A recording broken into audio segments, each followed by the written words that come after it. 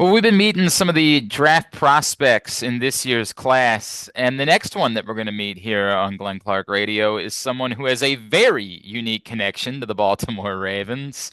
He is former Villanova defensive lineman, and you'll probably recognize the name. He's the son of Ravens pass rush coach Chuck Smith. He's Chuck Smith the fourth, and he's with us now here on GCR. Chuck, it's Glenn. It's great to chat with you, man. Thank you so much for taking the time for us.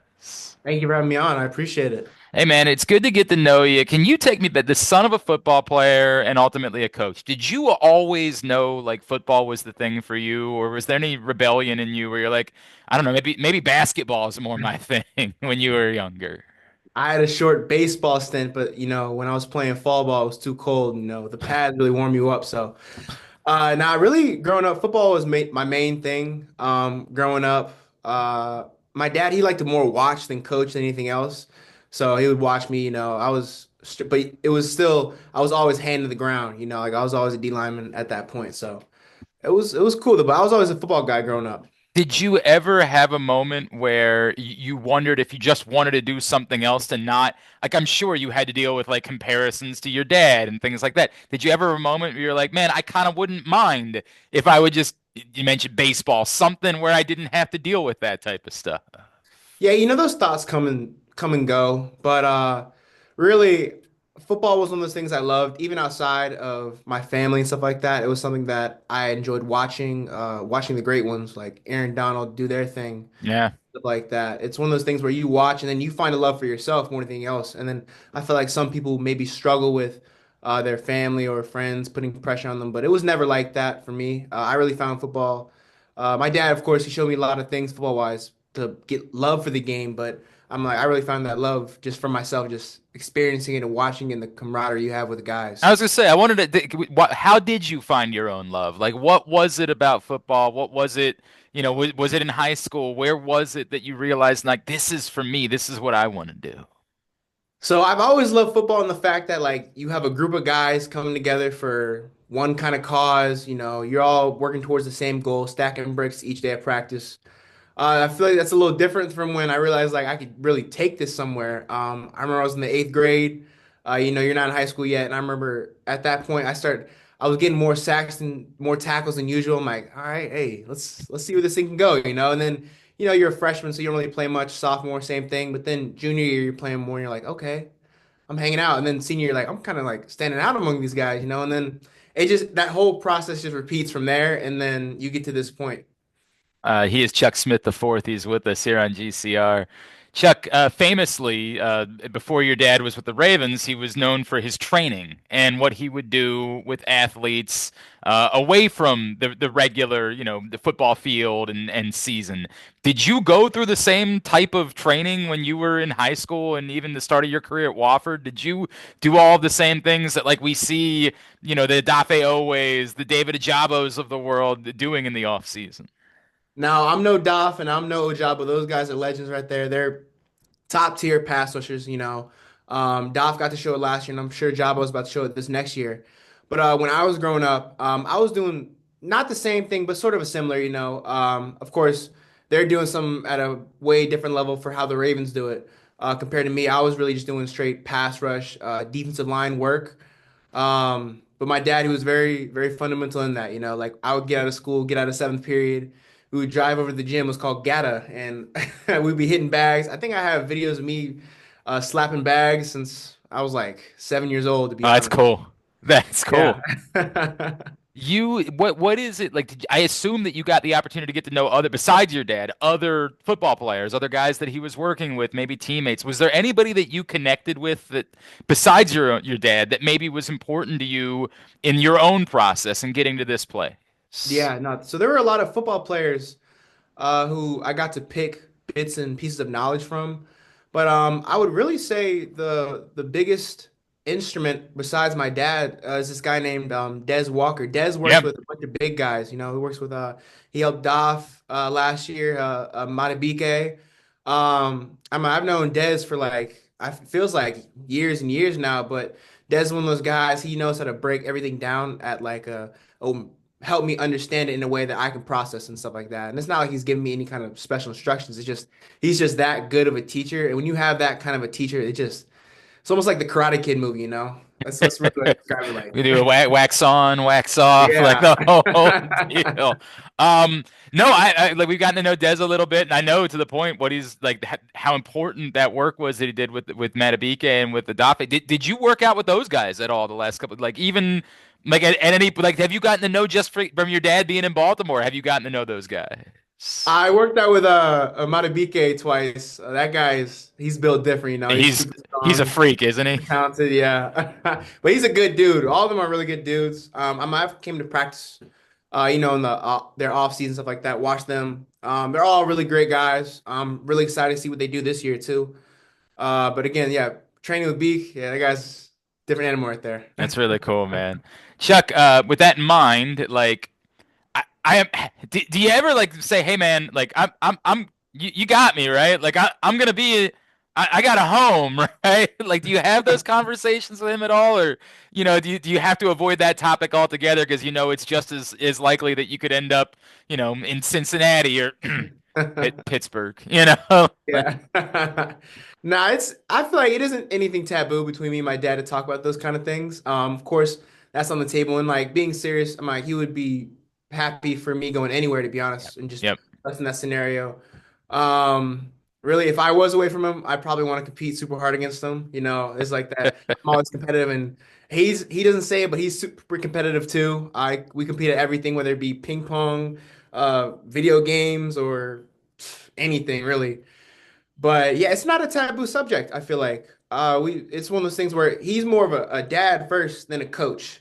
And that's always been big. People always ask like, "Oh, what's it like, growing up and stuff like that." But I always lead off with he's a dad before a coach, and that's how he's always been. That's how he's always operated. And so, um, yeah, he just be happy for real. And it's cool, man. I want to come back to that, but let me go back to you as we're chatting with Chuck Smith the fourth. Your path, starting at Wofford, going to Villanova. What was the thought process? You had been productive. You had had success at Wofford. What was it that you wanted to accomplish at Villanova last year?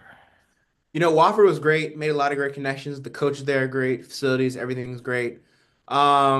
Going from there to Villanova, it was a change, but they embraced me, and I felt like that was really big. I know there are a lot of stories of guys they go from program, and then it seems like they go to another program and another program.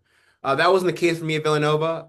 When I had first left Wofford, I was looking for a school that um, fitted my needs at that point in my career.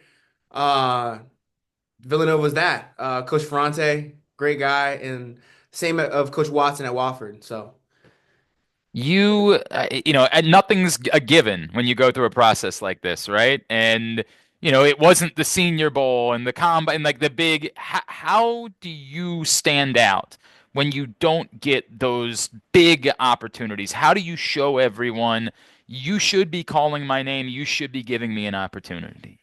yeah, I really relate that question to the phrase, you don't count days, you make the days count. So the opportunities are given to you, that's the ones you got to make count, whether it be in any aspect of life. Like when you're going into high school, you got to make those opportunities count, make those things count to get to the next stage. And then when you get to college, and when you're in practice as like a young guy and you see uh, these guys maybe they'll mess up a rep. You got to take a mental rep on that. And then when you get up to that process, you make those things count too. And then for me, I was in the Tropical Bowl, so I'm like the Hmm. Tropical Bowl. It's not the Senior Bowl, but I'm gonna make it count anyways. I'm gonna go do my thing. I'm gonna go show out. I'm gonna go show everyone I can do. And by putting my effort out there and doing all that, someone will spark. Hey, someone's gonna see what I can do. What is it that you think people are missing about you, Chuck? Like if they just see Villanova guy, he's not like a double digit sack guy. Like if they don't see, what do you think they're missing about what it is that you're going to bring to the table in the NFL? I think football is bigger than numbers. I think if you watch my tape, I feel like you see a guy who competes every play. No plays are taken off. I feel like you see someone hustle at a speed for they shouldn't really be hustling at. Um, I feel like not only the things you don't see, like behind the scenes, I'm a big leader. I'm a big competitor. I'm working hard. I'm always trying to get the edge on people. So when I was growing up, I'm like, same with my dad. I'm like, we were never the biggest, we were never the fastest, never anything like that. But through sheer willpower and working hard, you can kind of make up that edge. And then your technique, when you get to that part, that's what really can propel you over the top. So I feel like if anyone's watching what I can do, you can see, man, this guy competes. Like he's working his tail off right now. It's funny because the Ravens have a history of like undrafted free agents, and this like Michael Pierce was just here for a year, just announced his retirement, was an undrafted free agent out of Samford, right? Like, and had an incredible career. It requires an amount of work and a chip. Do you feel like you're that type of person that no matter how this goes, whether your name is called or not, that you're ready to go do the work to say, I don't care what the path is, I'm going to go make a roster in the fall. Yeah, nothing's given. You got to earn everything, to be honest. So I feel like for me, and I know how I've always operated, it's I want to go get it by any means necessary. Whether it gets called or not, I know I'm gonna keep working just as hard. Me and my dad always joke about it. We don't want to have like and it's all respect to them because that's my goat, like a Bronny kind of path. I want to have a way where I go get it myself. Like he's not gonna be the one putting in the work. He's not gonna be the one watching the film, doing the practices for me. So that's one of those things where I've always had that chip on my shoulder. Where yes, that's my dad, but I still put in the work too. I'm still doing all these extra things. I'm doing the extra work to put me over the top. It's great. I mean, he can't make the team for you. Like that's the way Yeah. that it works. There's no. What would it be like though if it were to end up being Baltimore, right? Could you like what that dynamic would be like? What it would mean to you to have that opportunity? Could you put that into words? Uh, all I can say is that would be super lit. I guess words don't do it justice, and if it's up to God that happens, then it's up to him. But really, even whether it be in the bank in Baltimore or anywhere, I'd be blessed to be anywhere. So I that's, I yeah. have no doubt that that's true. We're hoping it's not anywhere else in the AFC North. Let's just leave it. We'll leave it at that. Best thing that your dad ever taught you on the field, away from the field. Single best thing that you carry with you every day. Best thing he ever taught you. It's actually a book he gave me when I was young. At first, when I was in middle high school, I'm not trying to read books. I'm like, Dad, hey, I'm not trying to read all that.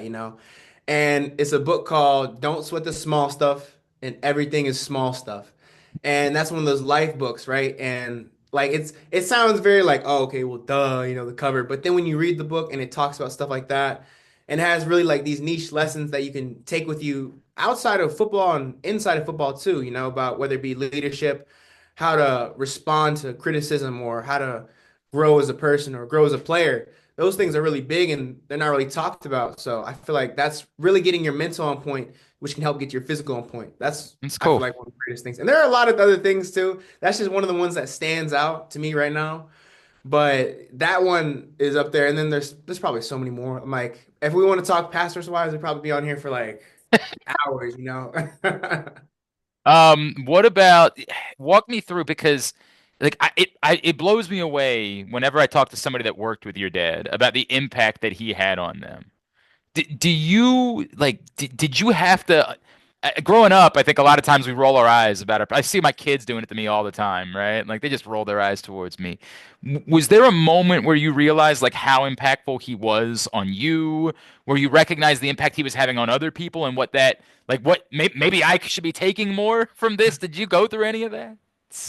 Growing up, I always knew my dad was super knowledgeable. He always used to hit me with I got a degree you don't right now. So immediately, he knows better. But seriously though, I always knew my dad knew his stuff. I was always listening. People would always be like, you gotta listen to your dad. You know what I'm saying? I'm like, hey, I'm all ears. So it's always been like that. But again, there was a point where maybe where if I noticed his influence more than just like taking the knowledge was when I was in maybe high school, and then you see all these other like pass rush trainers and stuff like that. They're doing kind of similar things I was doing when I was younger. Those were crazy, or that was a crazy thing to see. Then I remember we were at the Von Miller Pastor Summit, and all these guys they were talking to him like players talk to Jordan in the NBA. I was like, yo, that's crazy. And that was I was like, ooh, aura. That's cool, man. That's so cool. All right, you say you compete in everything. What do you always beat him at, and what does he always beat you at? So he'll disagree with anything I'll say, but if we're talking about things that I beat him at, it's he swears he's good with technology. I always beat him in the game. There you go. I always, we used to compete in basketball, but he tore his hamstring. He kept trying to compete on the hamstring, but we had to call quits on that. That led to he had to be down on the IR for that one. Things he can really beat me at consistently, ping pong. Okay. Hey, Monopoly. He's more devious at Monopoly than me. He's willing to take them risks, and yeah, my brother's the same way. He's the same kind of shark in Monopoly. But yeah, anything he'll compete at, and he'll try and get good at. I remember when, like I mentioned earlier, the game, like we'll play college football, that one that just came out. Um, I'll be playing, I bring my PS5 back to where we stay in Baltimore, and I'll go work out. I come back. He's on the practice mode. He's doing all the things. I see him playing. He's building his own Wow. custom playbook. I'm like, okay, Wow. I gotta step my game up now. So hey, stayed up a little later, got right. Man, I think his success makes more sense to me now. Like, Yeah, I no, he's think he's a hard worker and he's a real competitor. that's cool, man. All right. And I'm not trying to age you because you got a career in front of you. Having watched him and the way that he's impacted people, do you start to think yourself like maybe that down the road, like coaching, that could be something that, like, perhaps could be something that you could find yourself doing one day? Yeah, I feel like any player can really find themselves in coaching, but to be a good coach, that's where that level changes. So the things I've seen my dad do, transitioning from just straight training, because he coached in the past, but like going from training to coaching and how he interacts with his guys, and then how coaches have interacted with me over the time. I could see myself doing that, of course, but then to be able to give that information, like I talked about Dez earlier, to give that information to a 16, 17, 18, 19, however old the kid is, that's a whole different skill set. And to do that, I have to learn that from some of the best, being like Dez and my dad. I feel like, or Yeah, anybody really, but I could definitely see myself doing that. that's awesome, man. Chuck, it's at Chuck H. Smith, correct, on both Yeah, Twitter check and it. in Instagram as well. Give him a follow there. Man, it would be an incredible story if it were to work out that way. It would be a really weird story if it works out with you in Golden Black. It would just be really weird for Yeah, that'll all of make us. Thanksgiving awkward. Yeah, but congratulations on everything you've done so far. Can't wait to see what's next for you. Chuck, thank you for taking the time for us this morning, man. We really appreciate it. Oh, of course. Thank you for having me on.